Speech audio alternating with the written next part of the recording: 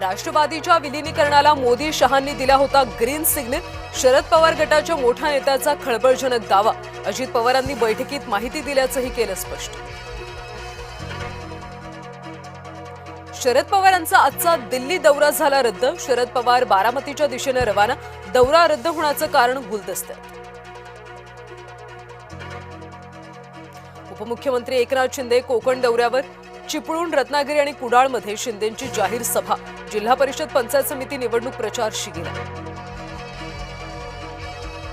भाजपच्या मुंबई महापौर निवडीच्या हालचालींना वेग.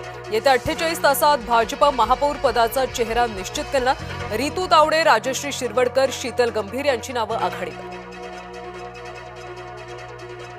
ठाणे महापालिकेच्या महापौरांची आज घोषणा. महापालिकेच्या सर्वसाधारण सभेचं आयोजन. आजच पदग्रहण सोहळा.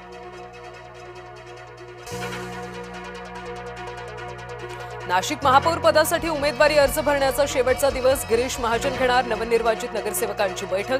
भाजपकडून हिमगौरी आडके, दीपाली गीते यांची नावं आघाडीवर.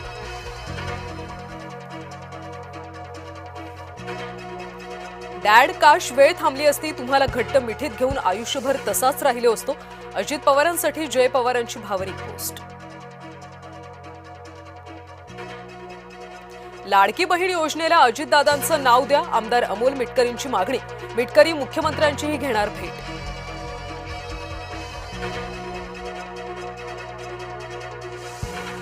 दिल्लीतल्या बैठकीकडे काँग्रेस कार्यकर्ते आणि चंद्रपूरकरांचं लक्ष. बैठकीत पक्षश्रेष्ठींचा तोडगा. दोन्ही गटांना मान्य होणार का? आज दुपारी दिल्लीमध्ये के.सी. वेणुगोपाल यांच्या उपस्थितीत बैठक.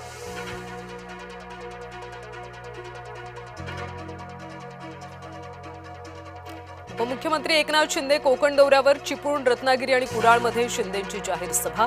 जिल्हा परिषद पंचायत समिती निवडणूक प्रचार शिगेला. गणेश नाईकांचा शंभूराज देसाईंवर हल्ला बोल. एकेरी उल्लेख करत मालकमंत्री म्हणत टीका.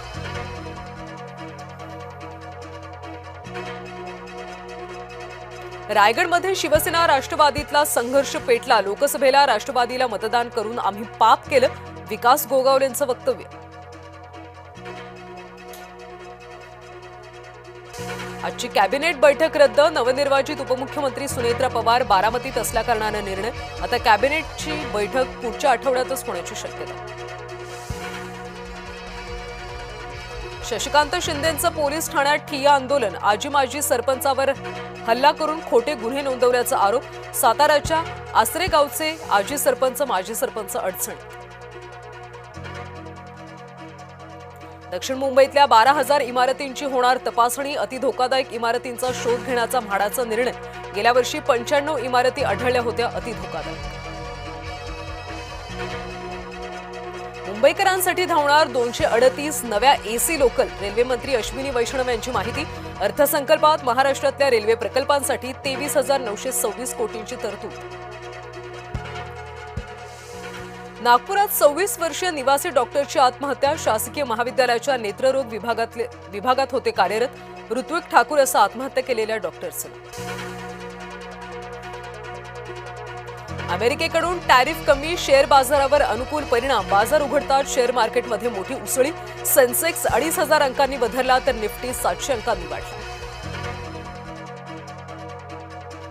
अमेरिकेकडून भारतावरच्या आयात शुल्कात मोठी कपात. आयात शुल्क 25% आता 18%. भारत रशियाकडून तेल खरेदी करणार नसल्याचा ट्रम्प यांचा दावा. टॅरिफ घटवल्यानंतर मोदींकडून ट्रम्प यांचं भरभरून कौतुक. एक्स पोस्ट करत डोनाल्ड ट्रम्प यांचे मानले आभार.